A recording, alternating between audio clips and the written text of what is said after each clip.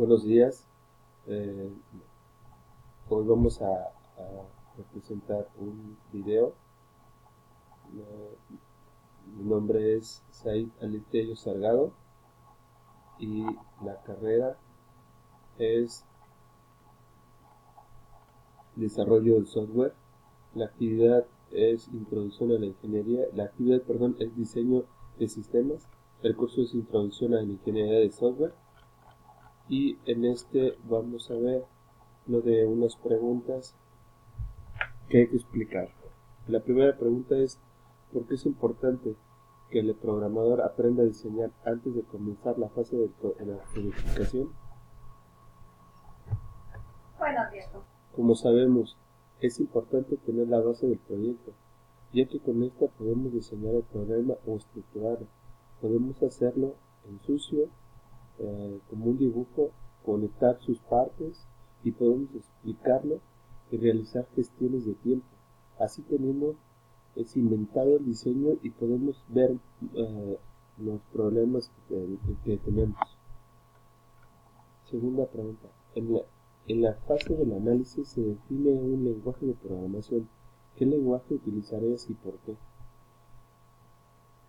Por lo que venimos desarrollando en la ingeniería, podemos decir que el indicado que estamos utilizando mucho más en la licenciatura es el lenguaje de Java, porque Java es uno de los lenguajes de programación que podemos hacer muchas cosas según el interés del usuario que quiera realizar, ya que uno de los lenguajes más utilizados es el lenguaje más utilizado a nivel mundial. Creo que la mayoría de las dependencias utilizan este lenguaje para poder basarse en tener una base sólida y con las herramientas que nos ayudan a su mejoría de un programa. Pregunta número 3. ¿Por qué no es viable seleccionar el lenguaje de programación en la base de codificación? Porque cuando tenemos algún algoritmo ya diseñado, podemos trasladarlo al inicio de la fase de codificación, donde todas las acciones que tenemos definidas como algoritmos las convertimos en instrucciones. Podemos decir que es conveniente que el programador sepa diseñar algoritmos para después empezar con la base de codificación. ¿Cuáles son las características que requieren evaluarse en la elección de un lenguaje de programación? Dice: en la actualidad hay muchos lenguajes de programación, como son para celulares, móviles o sitios web, que estos nos permiten desarrollarlos de una forma muy sencilla, y esto depende del tipo de proyecto que se requiera realizar.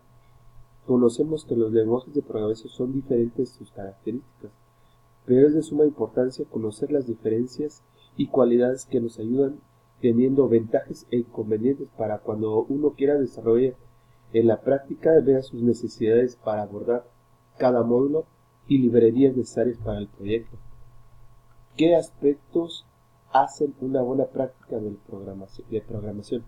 Los aspectos que yo puse son los siguientes: evitar la práctica de las sentencias, evitar escribir procedimientos muy extensos, muy largos, evitar las prácticas de los elementos habituales del lenguaje, y se debe iniciar con variables cuando uno las declara.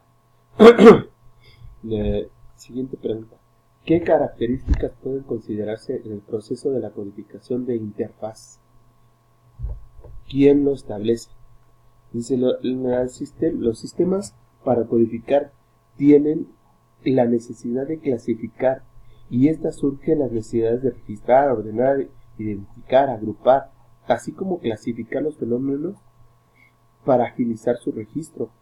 Así también, como sus características son las siguientes: se debe tener precisión para describir un dato, debe permitirse su expansión y debe ser fácil su utilización. Dice: debe ajustarse a los requerimientos del equipo que uno esté trabajando, debe mantenerse su reducción. Bueno, concluyendo con lo de las preguntas, ¿qué es un lineamiento de codificación? Dice, por lo que hemos visto, un lineamiento de codificación nos permite cambiar un carácter de un lenguaje normal, natural, en un símbolo de otro sistema. Dice, para poder representarlo como un ejemplo en un número o una secuencia. Este debe estar aplicado a las reglas de codificación. Esta codificación es la base de datos que tenemos en la uniformidad de los códigos. Bueno, creo que ha sido todo y nos vemos para la próxima. Hasta luego.